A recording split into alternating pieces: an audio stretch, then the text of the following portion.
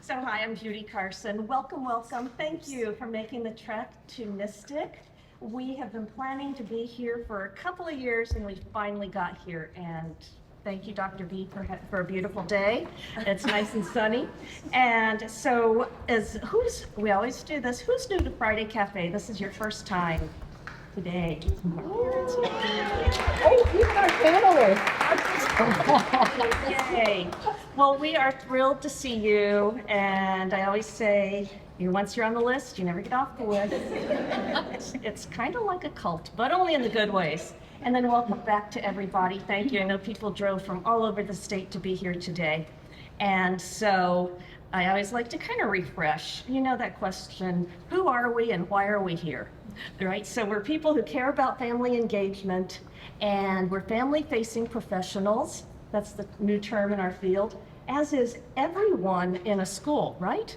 Even the bus drivers, secretaries, family-facing professionals. So that's what we're doing here. And this is our mission, to connect, as we already did, spark new ideas, and lead alongside families. And today you're in for a treat because we are going to demystify one of the enduring mysteries of the universe. What is high school family engagement? And we have answers. We have a lot of answers. So we're going to unwrap that in a few different ways, including with real people's lived experiences. But before we do that, I want to just invite a couple of very special guests to say hello and welcome. First is Sarah Cahill, who is our host here at the museum and has provided some wonderful material for us and will tell us a little bit more. Thank you, Sarah. Thank you. All right. Thank you. Welcome, everybody. Raise your hand if you have been to Mystic Seaport Museum before. Oh, okay. That makes me happy. Is anybody here from Stanford? No? Okay. So I just wanted to let you know, first of all, welcome. We are so happy to have you here, and we are so happy you're doing the jobs you're doing because it is so, so critical. So I'm director of education here, but I also have a teenager. So I understand how important this connection is. And I just wanted to, I didn't mean to overload you with too much material, but a lot of people don't know Mystic Seaport Museum has a lot of resources for families and students together. We have all kinds of summer camps here. There are materials about that. We have scholarships, financial aid, that kind of thing. Anything you see in our school education brochure, we can actually do for families as well. And the reason I asked about Stanford is we've done actually Norwalk and Stanford for several years now. We'll get in our little education van, drive down there, and do some programs for family events, family and the whole entire family. So we are happy to do that. So you can just kind of translate anything in that education brochure for families. I embarrassingly ran out of cards, so half the room has cards, my cards. But Mary Lou and folks have my email, so if anybody is interested or has more questions, please do get in touch. And I hope and at 11 o'clock, for those of you who signed up for the tour, you'll get to meet some of our fabulous museum educators who are going to take you on a sort of a highlight tour so you can kind of get a sense of the museum. So welcome and have fun today. Thank you. Thank you so much for hosting us and offering that opportunity too. And so it is my pleasure to welcome with gratitude the superintendent of Stonington Public Schools, who is also my colleague in the State Department of Education. We figured out 20 years ago. Beginning of the century. Yeah, we were high school interns. Yeah. That's what it was.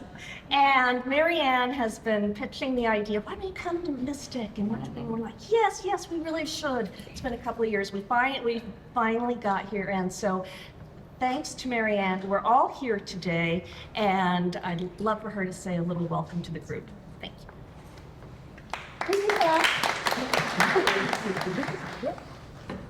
Vertically challenged. So welcome to Stonington. And you're going to say, what the heck is the Stonington superintendent doing talking to us in Mystic? For those of you who don't know, this Mystic River actually divides the quote-unquote town of Mystic into two halves. that the western half of Mystic belongs to Groton, and this precious side belongs to me in Stonington. So I'm very grateful to be here with two of my favorite people on the planet, Sarah Cahill, who never says no to me. Any wacky idea we have about education in Stonington, she's like, sure, why not? We'll give it a go. And my friend and former colleague, Judy Carson, who I have to give credit, the welcoming schools, partnerships and teams that we have in Stonington started about 3 or 4 years ago. Dr. V came down and gave us our, and Betsy came down to get us on our way and are still active. And we have one of our fabulous parents, Carrie Moore, here today, who actually participates on our high school welcoming schools team. I call it a team, not really a committee. And it's made such a difference in our tiny little district. But I want you to enjoy our hideous view of the Mystic River. It's really a hardship to work here in Stonington. We have so many resources and so many great partners with our nonprofits.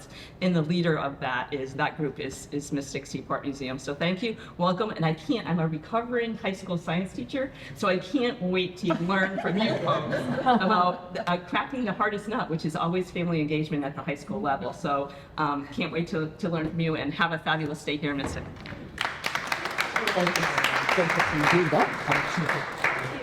And for those of you who may not know, so Friday Cafe, CAFE, stands for Community and Family Engagement. And that's part of why we always go to community venues that spark creativity. We don't go to schools where bells ring. We don't go to state office buildings. We go to places like this. That's the community partnership. And so we want you to experience and enjoy these fabulous places, because we know then you also may be thinking about other fabulous places that you can share with your families. So the Sea and Cafe is why we're here. Okay, so today, what is it? And I've talked to families, I've talked to teachers, I talked to a high school teacher who also had a high school student, and she said, I don't know. The parent side of me, I don't really know what I'm supposed to do. The high school teacher side of me, I don't know what I'm supposed to ask parents to do. So we don't know. So we know in the research, but we've kept it a really good secret from everybody who's actually doing the work. So we're here to demystify it and think about, it's not, high schools are different than elementary and middle schools, of course, and then every high school student is their own mystery. It's always going to look different, right? But here are some guidelines on how we can structure things so that we can start making progress. And we're so busy, we have to do things that are going to pay off, right? So we need to know that we're using good information and we are making the right investments, because we can't afford to keep doing things that are not moving the needle. So I give you this and there's a handout you have there too, to kind of give you an outline. So we know, this is from the Flamboyant Foundation. In general, K through 12, there's 5 major roles families play. So when we're planning family engagement in schools and districts, sometimes I'm asking, what do you really want the families to do? You want them to come to an event. Okay, then what? Like, what is it we're really empowering families to actually do with their student? So this is what it breaks down to. Number 1, communicate high expectations. I love all of the work they do, but for me, the high expectations is the important part in that. So you can communicate, if you just say communicate, you can get lost. Communicate high expectations. The research on this is amazing. If there's one thing that we have to do a better job of, helping families have high but realistic expectations. If they're too high, set the bar. The student's going to tune out. It's not going to be high but realistic. Just bump it up. We know and appreciate what we can do. Let's push a little bit more. That is so powerful in the research for improving student achievement. So that's why I highlighted on their graph the high expectations. Monitor your child's performance. Parents' number 1 question: how is my child doing and how can I help? That's what you want to come. have parents' attention, you want to bring them to something, tell them the answers to that. And how can I help? If you give me report cards from last semester, that already happened, I can't help. How can I help means what's coming forward.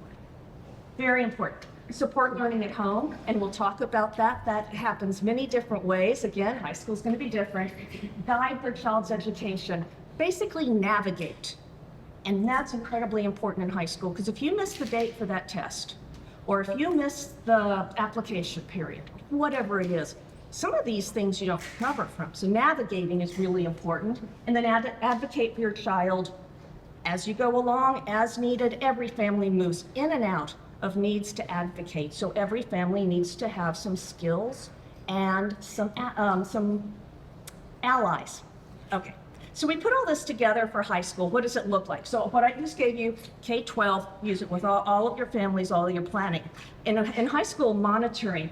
And I will tell you in your little handout, there's at the bottom, I give credit to Learning Heroes, learningheroes.org.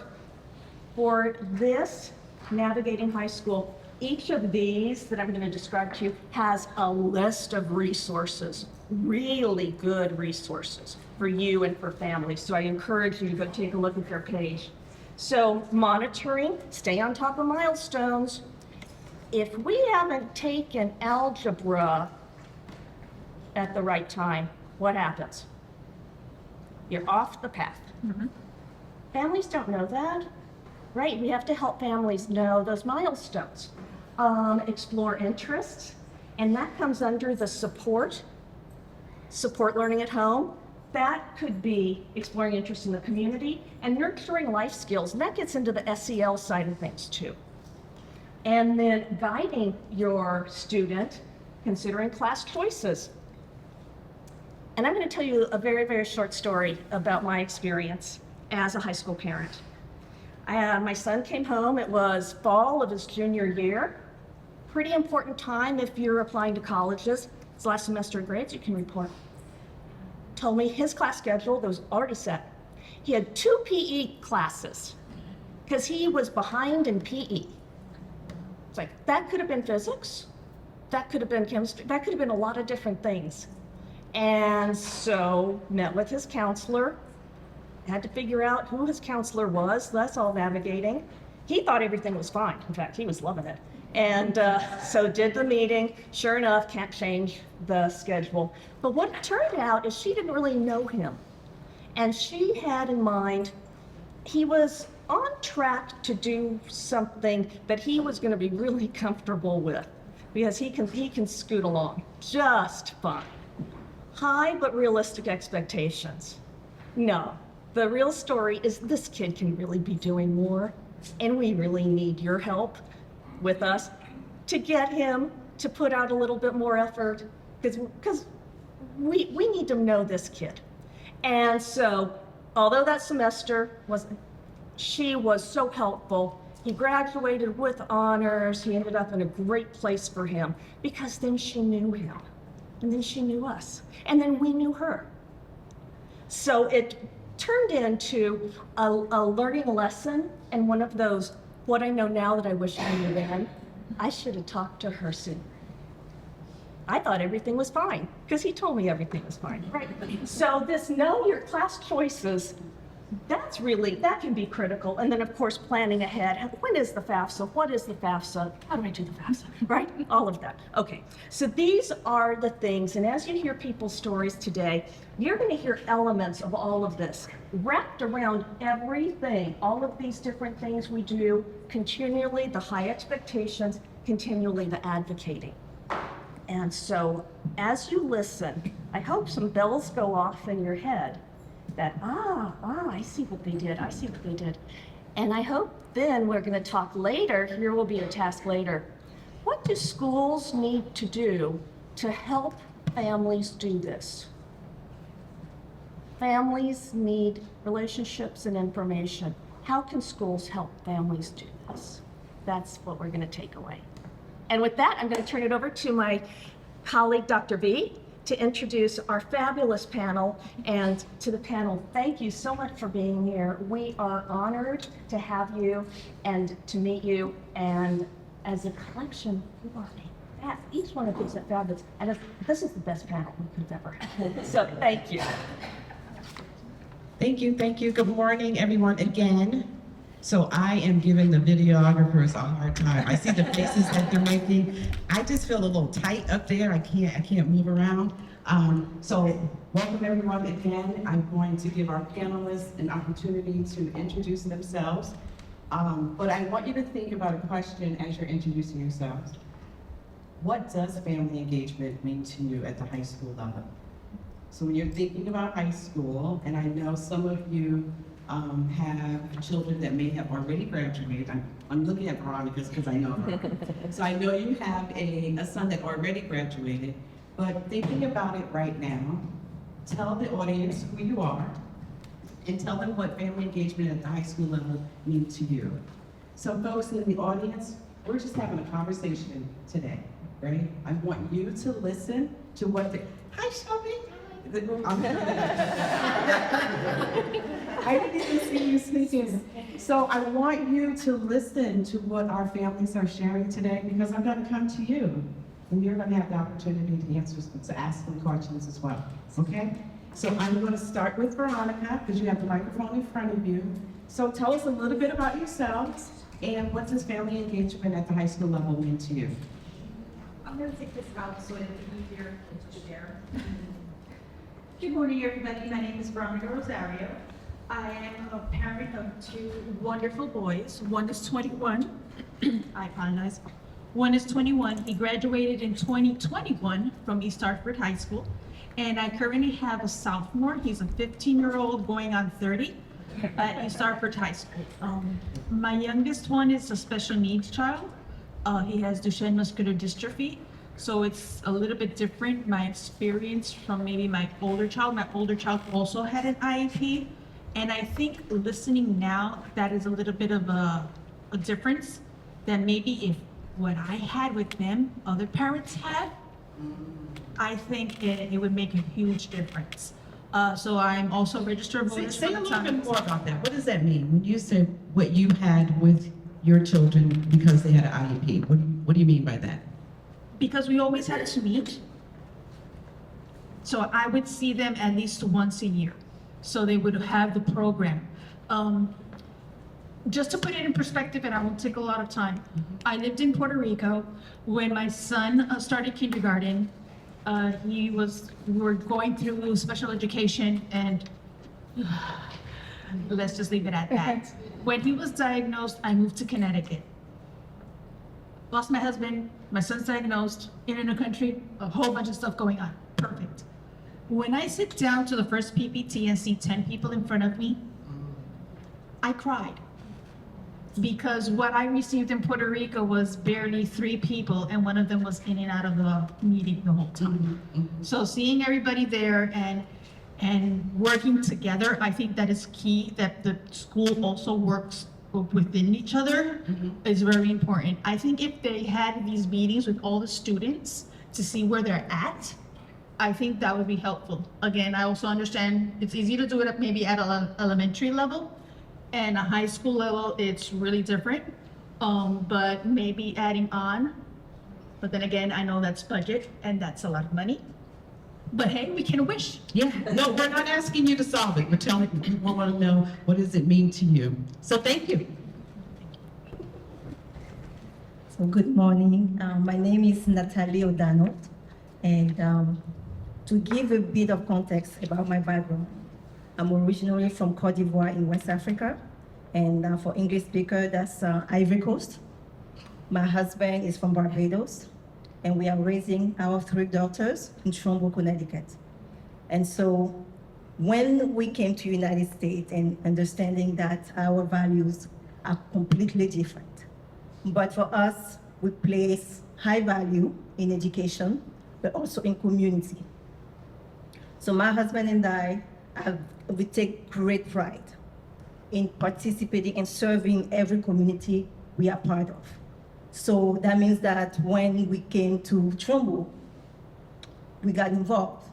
And I was fortunate to be a stay-at-home mom for all my girls up until last year, where I started working full-time outside the home. And so that means that I was everywhere with 3 girls in tow. I was at the local supermarket and playground and all of this. So when you talk about family engagement, it starts outside the school. It's talking to the person at the supermarket. It's going to the farmer's market and meeting the craft fair lady, supporting her and find out that she's the lunch lady at the high school level. And she also has a daughter who is fantastic, brilliant, and we can kind of mentor, in a sense, your daughter. Because we did not grow up in the American educational system. We had no clue. So like I tell our daughter, baby girl, you are our guinea pig. We're gonna experiment until we get it right.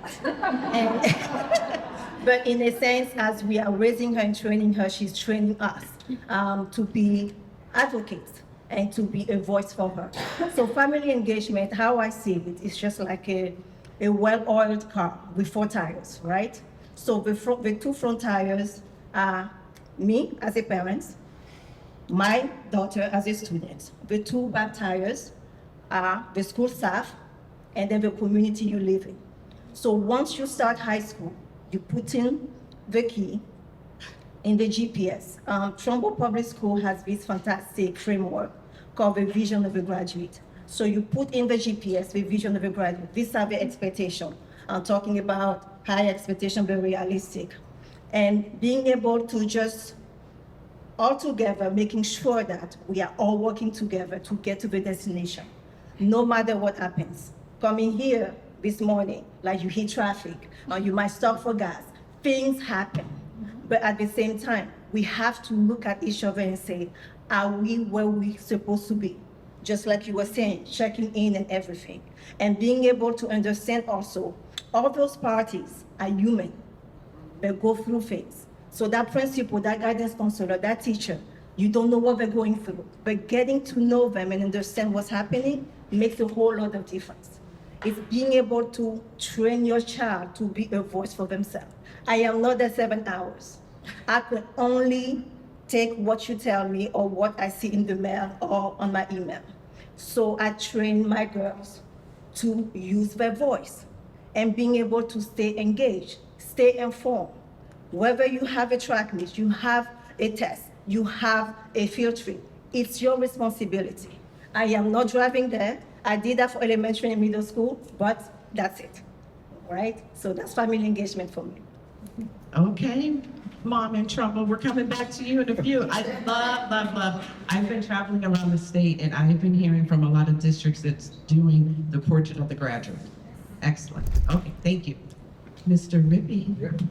You guys hear me all right? Wonderful. My name is Morris Patton. My friends call me Rippy, so feel free. See, he didn't tell me that the other day. Who is this? I just met you. I know. Rippey, and I'm like, we're all friends now. I just know that 2 seconds into our conversation, I got in trouble. So I had a lollipop. Got my hands back. But I'm from Bristol. I am primarily a single father for the last 15 years to a beautiful 18-year-old daughter. Her name is Cameron, a great student. She is currently rating Miss Connecticut's team through Miss America. Yep. Which is also wonderful. Because one thing people do not know is that the Miss America organization, a small club, is actually a scholarship organization. A lot of people do not know that. So University of Alabama is the only school left to where in all 50 states, if your teenager wins Miss Teen in your state, they get a free ride to the University of Alabama. So we'll be moving there in 3 months. Yeah. And So tell us about family engagement. Absolutely. At the high school level. What does it mean to you? So I think for myself at least, it's really a twofold issue.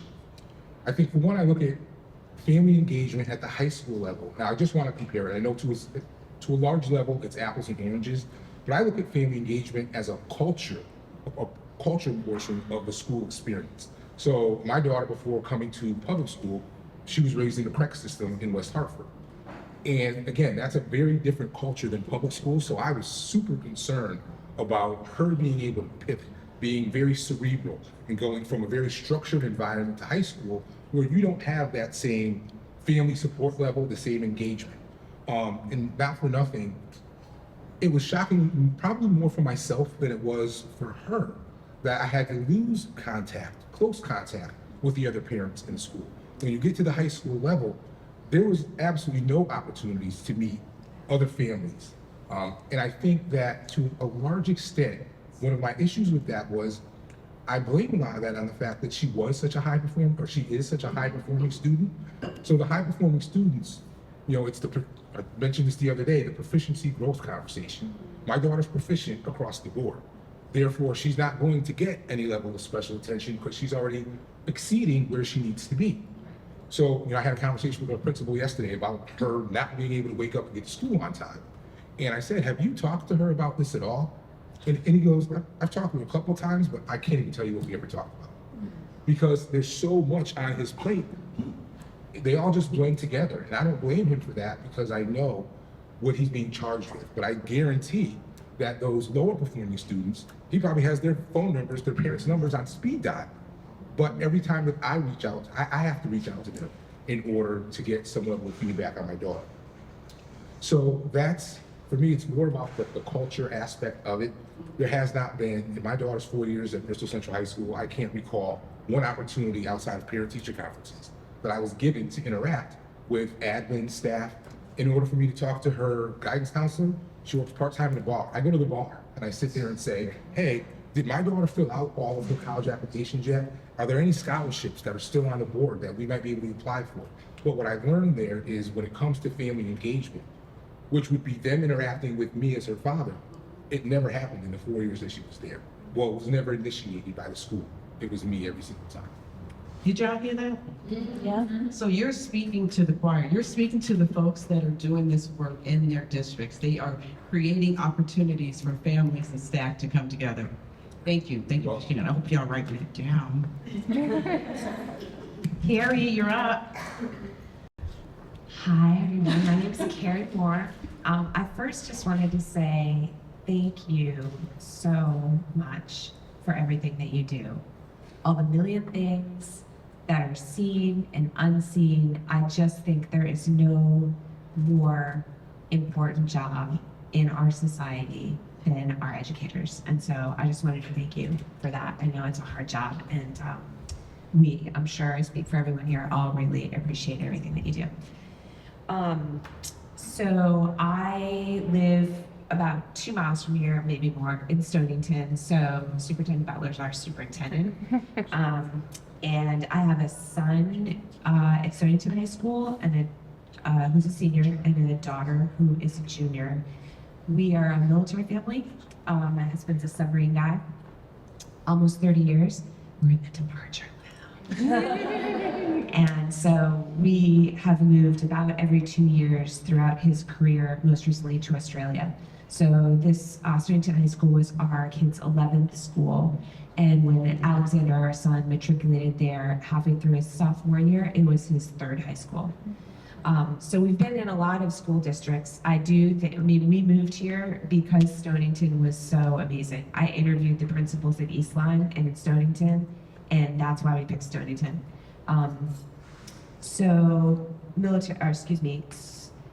What does engagement look like at the high school level? Support from behind.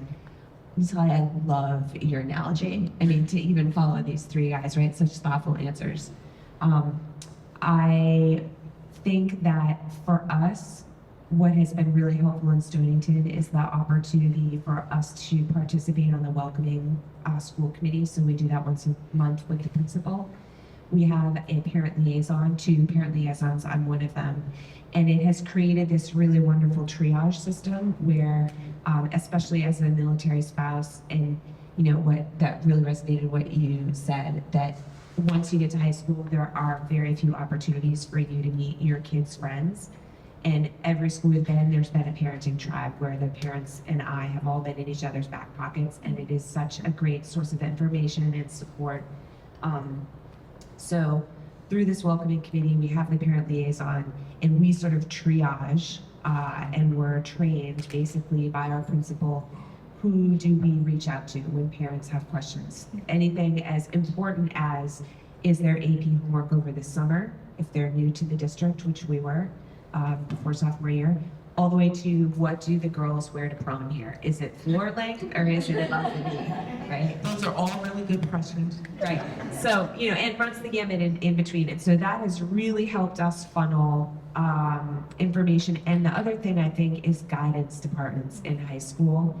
We lean so heavily on our guidance department. And when we got to Stonington, we have a new head of guidance who's amazing. We did not have a great experience matriculating into Stonington, which had a lot to do with communication. But I think setting high expectations about turnaround time on emails is an example of how you could apply some downward pressure to make things less frustrating for families. In the summertime, do the guidance counselors, are they working? Are they not working? Like, why is it so hard to change the outcoming voicemail message? It's IT, I guess, right? I know there's a lot of hurdles to providing good communication. But anyway, high school is, I think, leading from behind as a parent, and we also lean heavily on our guidance folks to help us know what's important and APs and college applications and all that stuff. So we try to have the information to the answers before the kids ask it, and then I ask them the question, right? And we talked about this in the call, 8th grade, ninth grade year, your first month of ninth grade, you're still an 8th grader, right? And I understand and think it's so important for us to give them the skills they need to move into that independence. But that first month, we're all waiting in parking lots. I'm sure you guys have done it for an hour and a half because the kids don't know how to communicate or don't know what questions to ask. So that's also a challenge, I think, too. Thank you, thank you. So, Carrie, you've said so much, and it would appear that you're a plant, but you are not. you were talking about the welcoming walkthroughs, and we highly value that tool, and we think it's really neat. And I just learned from the superintendent this morning that you all are continuing to do that. So thank you, thank you, thank you. But what I want to talk about now is not one of my questions, but because the audience, I heard them all react, we just said guidance.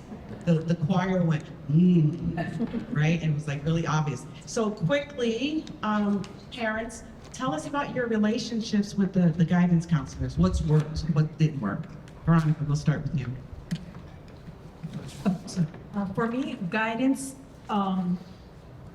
You know what? I don't even know if they call themselves guide. Do they still call themselves guidance? These folks now, school counselors. I don't know if it's because my children have been through IEPs. I really didn't have a big relationship with the guidance counselor. I would go to them. They would seem very helpful. But for me, going to their other though their guidance counselor was part of the team. Again, So for students, for parents with students with IEP, so who was your contact? Who was your go-to it would be person? the special education teacher. He has someone special ed, but on the team, the guidance counselor was always looped in. But for me as a parent, I would have liked a more on-hands relationship with his guidance counselor, because IEP and the PPTs have to do with education, but tracking what's going to go from ninth grade to senior year, Right. what choices they have to make, and they don't really know, they're lost. And Right. this is during COVID, so it was even, I think that also impacted that I couldn't be in the schools because we weren't allowed to go to the schools. I would always be, if there's a PTO, if there's a school event, when there's smaller, communities, it's easier to feel needed. They want me there, they need me there. When you go to high school, where there's a lot of 2 or 3 times more of what's in the elementary school, sometimes you feel lost. Not unseen, but then for me, I found it very difficult. Where do I fit in? Where do I fit in? And So- sometimes your student won't tell you, and right? they won't, yeah.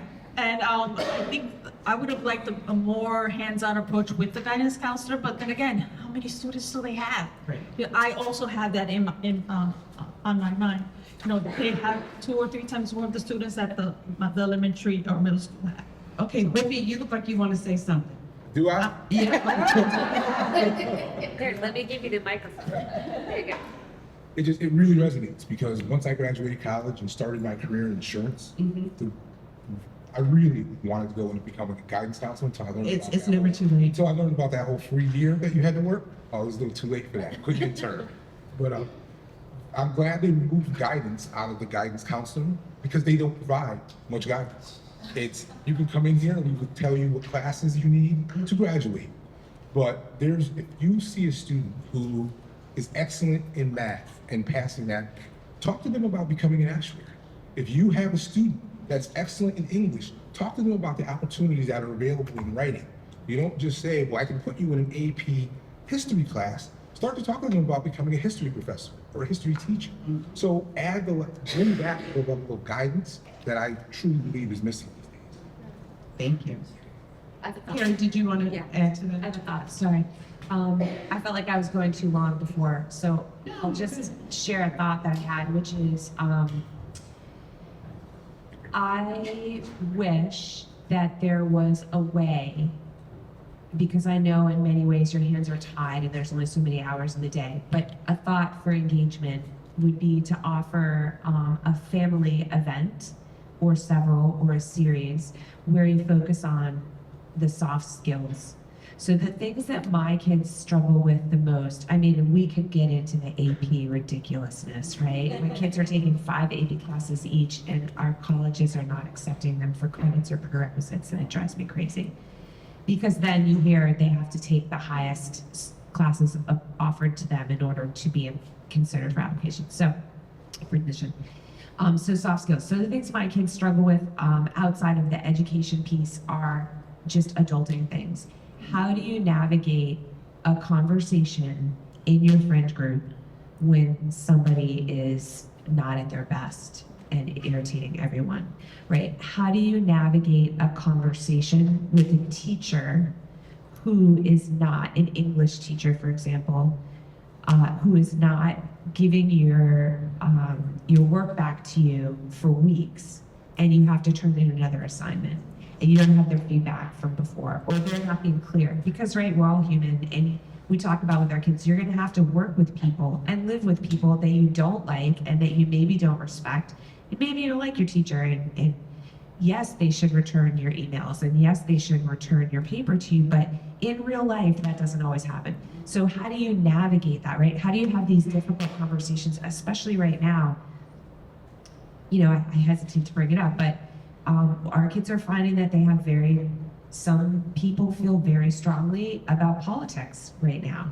And how do you have those conversations in your friend group and teach your kids that the more diverse your friend group is, and the more you know people that are different from you and believe different things, the better your whole life perspective is going to be.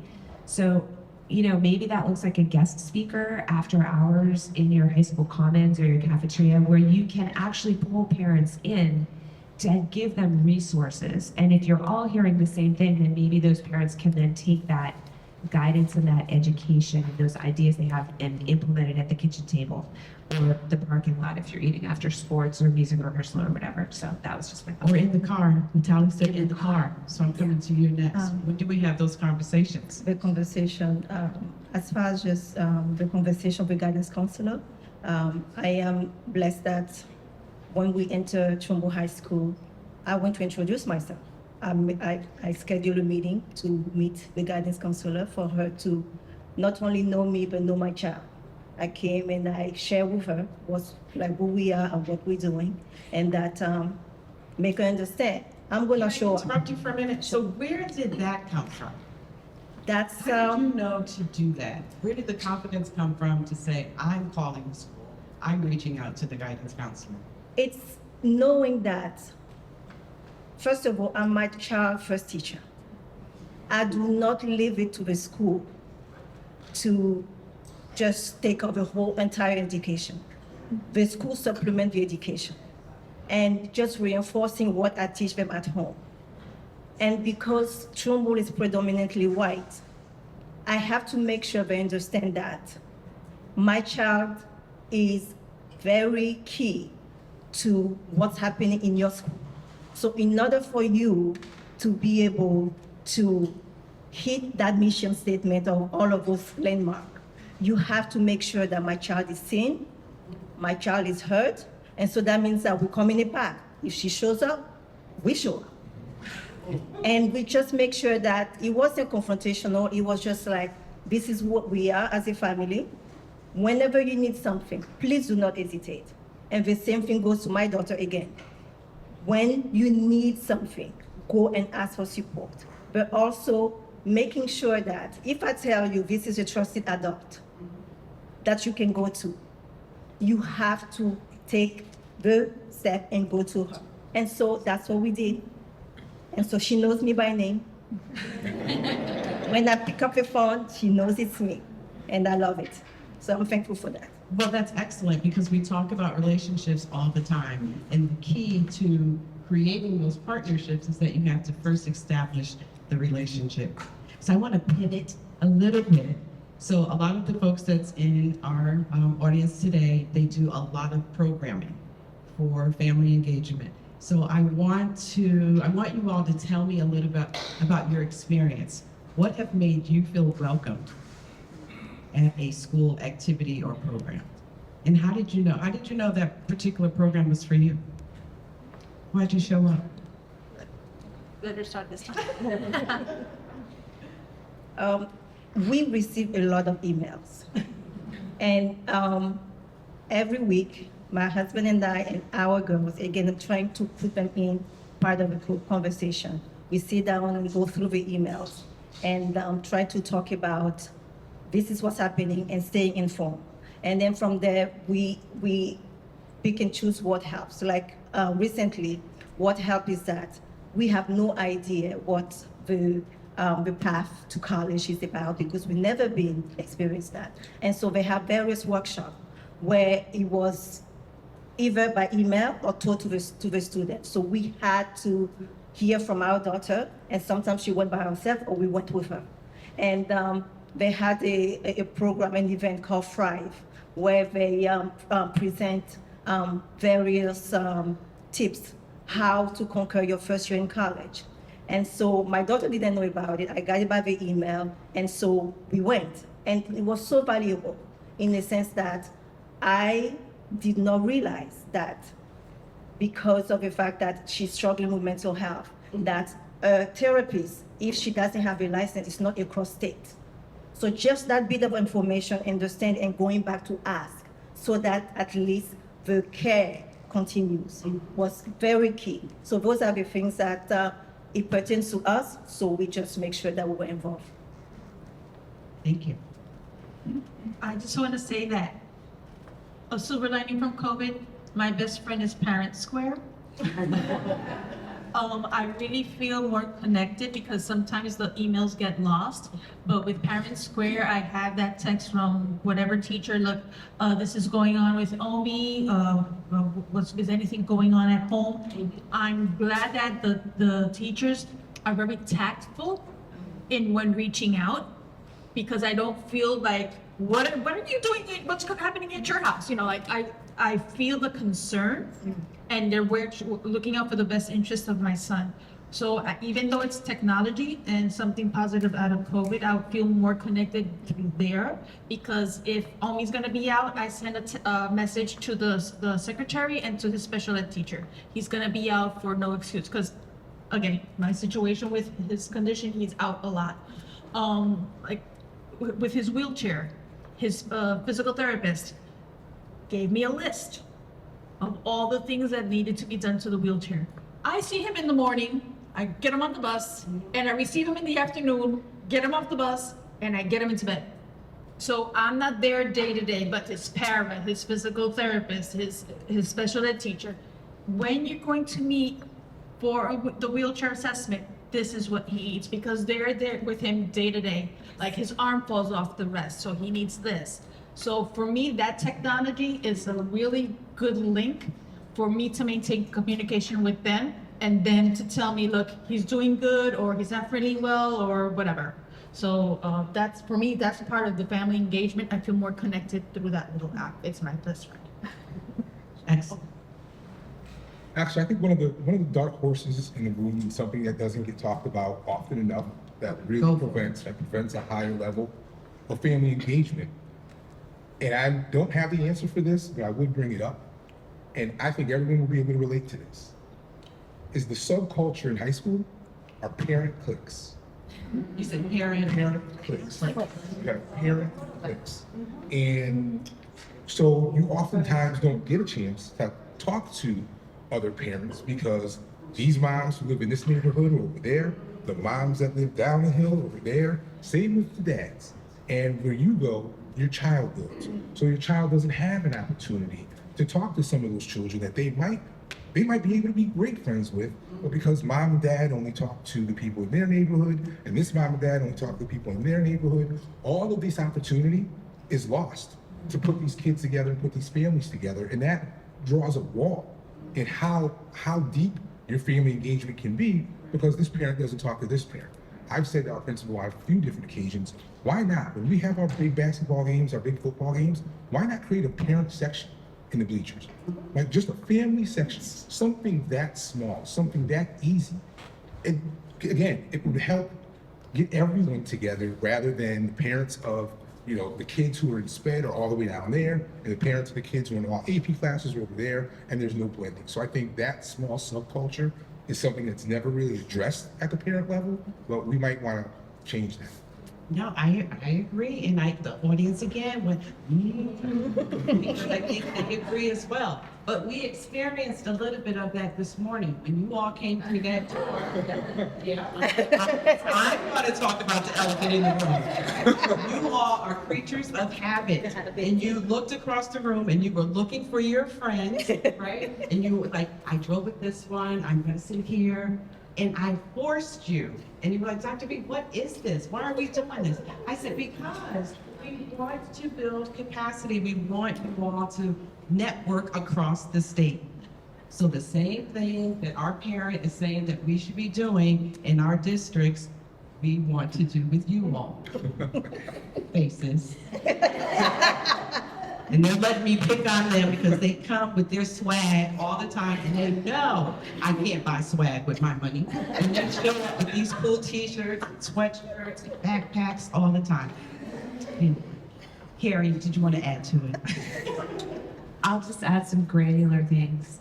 No matter what it is that you're doing to engage the parents, I think the sort of general rules that we all know and understand, but sometimes get lost, are really important. Start on time. Make your purpose known. In those email communications, I agree Parent Square is wonderful. Our principal sends out a weekly newsletter, which is amazing, with all the clicks and the links and things. And the doors. What door do we go through? Please do not make me walk around the entire perimeter of the high school only to find out there's one set of doors open. Or if it's only that set of doors, tell the parents, right? Like, we're all super busy, and I usually give an event 2 opportunities, right? If I show up and you waste my time, or you're not clear about what our purpose is, or I can't get into the building, maybe it was an off night, I'll go to a second one, but after that, you've totally lost me. And I think parents do want to be involved, to your points. We just don't exactly know how. And I know it's also scary to talk to parents too. I get that sense from our teacher friends. But maybe that's something as easy as, bringing things into the classroom, right? Like a monthly thing that can go to your principal to say, I'm available at this email address, and any parents that are willing to send in snacks, I know fraught with peril, or school supplies or whatever. We're used to being engaged and in elementary school showing up with all the supplies for the teachers, right? And I don't think that necessarily changes. I think we just don't know what you need and how to sort of help you with that. So I think very clear requests, and I would hope that you would be surprised by how many people will help you, because your job's hard. So why did you say, I'm going to academics in a minute, and I'm coming to you all, because I'm sure you have questions of our panelists. But why did you say yes? Why did you say yes to drive across the state to come and speak to Friday Cafe today? Whoever wants to start can start. Well, East Hartford is an hour and 2 minutes away. I have no transportation, so I came in a Lyft. My That's driver, real dedication and my commitment. driver was That's a whole nother level of a commitment. my driver was awesome, and it was 5 minutes early to pick me up. For me, Friday Cafe, my first Friday Cafe was years ago. Probably 8 years ago, and I had a wonderful experience. And at that time, my child was in elementary school. So now, seeing that I'm at another event with Friday's Cafe, that I'm talking about the same child that's in high school now, for me, it's like coming full circle. Full circle. So, again, my school district, I hear some problems. I'm like, that's not happening in East Hartford. I don't know. I'm a proud advocate of my school. They do a lot of things that they're doing it already. They've thought of that. But a lot of things in the high school level can be improved. So, but hey, whenever you want me to talk, I have no problems. I have no problems talking to a room full of people. Where's my East Hartford folks? Veronica, there's your community right back Okay, there. I got you. I told them I was going to introduce them. So that's the other thing that we do. We make connections. Those of you are East Hartford folks. Okay. Why did you say yes to our invitation? So my boss, Oh, Dr. Luke right? Dr. Luke Forshaw, came to me and mentioned that Dr. Marion was talking about Friday Cafe. And when he said family engagement, I said, no, Mom, you know I'm there. Because everything that relates to family, I'm passionate about. And even though it's an hour and 20 minutes, I did not mind, because the entire drive, I was looking at the scenery. I came here and I'm just as excited. I talked to the gentleman, Thomas, who let me in, and was just like, you work here every day like that? Yes, it's fantastic, but I'm so glad to be here. Thank you. Thanks to her, I got here because my Lyft driver left me 2 buildings down. So, Yes. See, now you have a friend. I said, you don't talk to strangers, but get in. Oh my goodness. I would say first and foremost, thank you for the invite, because I truly thought it was an honor just to be asked to participate in something like this. But my mentor said to me years and years ago, if you want to make change, you have to make yourself available. It's so easy to say no because of the travel, because of the time commitments. But if you're not being a part of making that change, if you can't make yourself available, because people can't do better until they know better. And if you have an opinion, if you have feedback, and you don't share it, then you're a part of that problem. And I don't want to be a part of nobody's problem. Thank you. You do need to be a guidance counselor. School counselor. See? Well, I'm here. I think I'm the backup. I think maybe somebody can.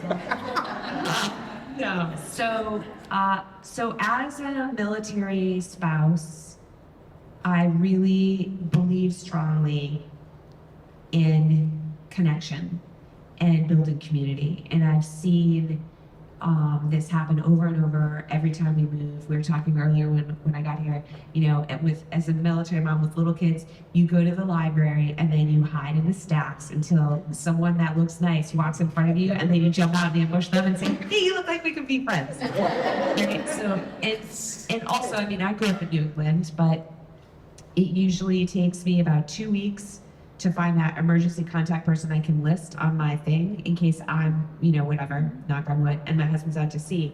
And it took me a full 6 months here in Groton, Connecticut. It is a hard place to break into. And, you know, I'm from New England, so I don't take it personally. The people that live here have grown up together, have kids together, they know each other, and they don't need new friends. And I get that, and I don't take that personally. But I know that there are a lot of people in our community that do need that support or that network or that person they can know who they can parent their kids like they parent their own. And the only way you do that is by getting to know people. And so I feel very passionately about building community, and I'm so grateful. I didn't even know family engagement was a thing. Pardon my ignorance, but I just think it's really amazing that so many school districts put an emphasis on this, because that really is where it all starts, is with building connections with people. Thank you. You said so much, all of you have. The one thing that's sticking in my mind currently is about social capital. So I know I use mine. I'm looking to our folks that are creating opportunities for families and doing your programming to be intentional about allowing parents to connect with each other, so that when they do see each other walking down the street and getting in the wrong Uber or out of the wrong Uber, they will feel comfortable pulling over and like, hey, that's my friend, I know that person. I recognize there's a good mission, just going to the same place. I'm going to put a plug in for a book called The Art of Gathering by Priya Parker. I mean, I've spent 20 years building communities everywhere we've lived, and it turned everything I thought I knew on my head. My takeaway for you is be a host, be a facilitator, right? So many people create these amazing events, and then when you get there as a guest, you're not really sure what you're supposed to do or what your role is. And what I think would be really helpful and very important is to have people from your school designated as greeters at the door, and someone to very deliberately make connections between parents, right? Like, oh, you both have kids on the track team, let me introduce you to so-and-so, right? You have kids taking APs, do you know this teacher, whatever that little connection point is. People need to have that given to them on a platter, especially at an event where you don't know a lot of people. You guys did an amazing job of that today, I will say. Because if not, then it just, you go and you do feel uncomfortable, because these are people you've been seeing your kid's whole educational career, and you don't know their name. And it's so embarrassing to say, I know I should know you, but I don't really know you. Because you're Tyler's mom. Right, exactly. So, I mean, that's what I say. And stuff about college, or stuff about those soft skills, or, navigating the next step for your kids, or if they're going to tech school or whatever, those are things that will bring parents, right? Things that you can use as a parent to help your kid navigate the world. I think we could all use help in learning more about that. So this is my last question, and then I'm going to come to the audience and see if you all have questions. And then I may pick on some Faces. faces. Okay. So let's pivot to academics for a few minutes. How have you felt informed about your child's academic progress, and what did the school do to give you that information? Have you felt informed? Rippy. Oh, look, see, he is on to me. I will take you on this. The positives of that is we have something like Power Schools. So we do have resources, no ifs, ands, or buts about it, to check your child's progress, check their work on your own time. We, as parents, we shouldn't need to be. Did they show you how to use Power School? They did. Okay. So we shouldn't have to be handheld there. The one thing that I would really love to know with the AdNet, so I'm on a scholarship board, and we get kids that come in there interviewing for scholarships with like a 4.8 GPA. I'm 50 years old. How do you get a 4.8? But I have 4.0 is about as good as it got. Not anymore. No, so now knowing that the weighting is different. So when I look at my daughter's overall GPA and I look at her class ranking, I can't do that math and back into what her GPA is and how she got there, because I don't know the new scoring system. So I think that would be something that would be very valuable for parents going forward.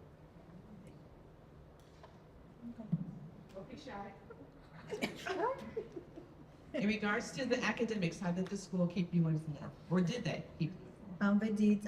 We have this thing called Infinite Campus where we have all the information. But again, she's our first child, so she's the one who has to inform us and pretty much school us and educate us about the scoring. And but she's a child who's goal-oriented. She knows what she wants. She knows how to get the help that she needs or where to go. And in that, it's just very helpful. It was also talking to the guidance counselor when she was struggling with severe allergies that like rendered her incapacitated. She had to miss a couple of days of school at a time. and getting those phone calls or getting the letter in the mail that talks about your child needs more than 10 and so, and all of these things. And I just put it to the side because that was no concern of mine. My child was sick and I wanted to make sure my child was well. But talking again to the guidance counselor, what do we do now? And having a plan in place to help my child, having the room to feel better, catch up on the course, because it was beyond frustrating just to see her falling behind and going from being excellent academically, breaking records in track, to just feel like she has to start all over again, which she had to. But giving her the room to understand that life happens, what do you do now? And how can we help you get there? So that was important. Can I piggyback off of that comment just really quickly? There was actually an editorial in Bristol. We have this local paper, and someone submitted an editorial the other day. And when I read the headline, I was like, "Oh, this is gonna be stupid." But it actually made a lot of sense, and they were talking about removing the awards that they give away for perfect attendance because it dissuades self-care. Kids are absolutely trying to get awards like that, and they said, so you're almost disparaging the students who may have a bad day, who don't feel well, who feel like, if I miss this target, so I'm going to force myself to do something that's the opposite of my self-care. So it was just something to think about. Because I read it, and when I saw the headline, "Get rid of attendance awards," my first thought was, why would you do that? But then reading the article and the information behind it, I thought it made a lot of sense. Thank you. That is so true. You need a mental health day sometimes. Sometimes I used all need I'm to like, know. oh, I asked my son, I know you're out a few times, but we need a mental health day just for us to regroup. I receive, it's nice.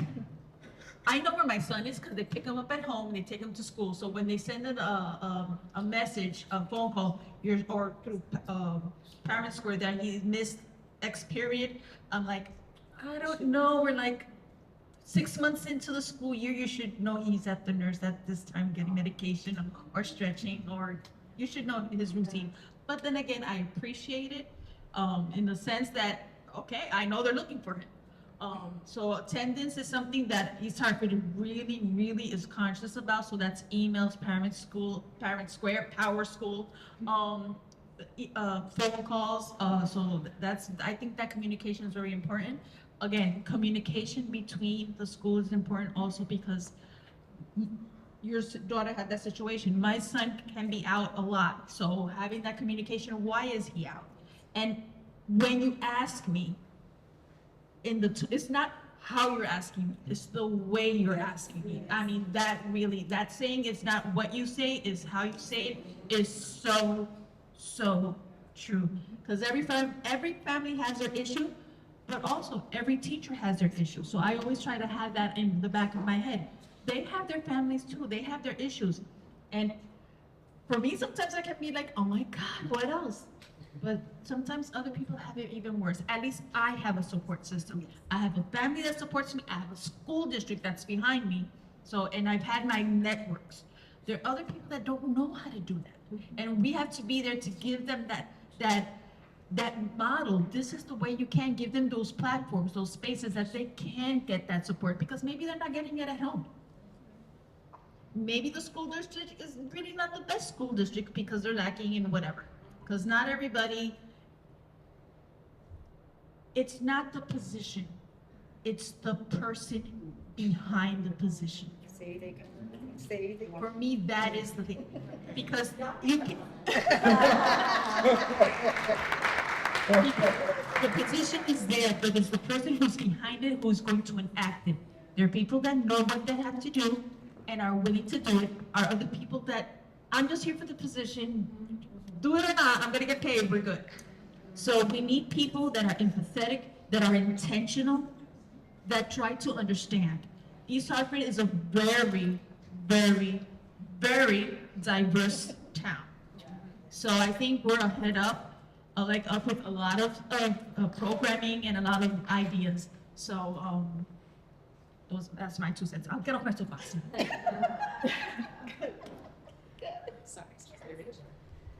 All right, Carrie, you have the Just last word. regarding, how have we felt informed about academics? Okay, Power School, blessing and a curse. It's great. you can check in on your kids' grades, but they're like every 15 seconds, right? I got whatever. I got a 97, not a 98. My grades just went down, right? Or like the assignments we've done. I did 14 college tours with my daughter, who's a junior. She had mono last year. You know, the assignments that are incomplete are put in as a 0. That is traumatizing for a kid who is closely watching their GPA like that. So Power School is awesome, and I think, you know, at the beginning, when I would email teachers to ask for access to Google Classroom, so that again, I knew what questions to ask my kids to help them figure out what questions they should be asking. There were some raised eyebrows. I promised I wouldn't go in and change anything, but I felt comfortable enough to contact the teachers to do that. That is a helpful tool, but you know, other than that, they're kind of on their own, and I monitor through Power School, and that's how I know sometimes somebody's not turning in their homework assignments. Right? That's very helpful for me. Okay, so I was gonna go to the audience, but I'm over time as it is. We end today at 11 and not 11:30. I know, I think we only have a few more minutes. I'm checking with my, yes, I think I'm right. So what I want you all to give me, because I do want the folks in the audience to have an opportunity to talk among themselves too. One last word in regards to, when you think of family engagement at the high school level. Just give me one word. One word, Veronica. Communication. Communication. Showing up. Showing up is 2 words. Showing up. That's what French means, showing up. Necessary. Necessary. I know, it's the one word. It's really hard to say. I know. I'm trying to condense 3 words into one because I know I'm gonna get dinged on it. No. I don't know. I think, you know, leading from behind. Purpose, I guess. Purpose. Intentionality. That's been my word today, intentionality. Let's give our parents a round of applause.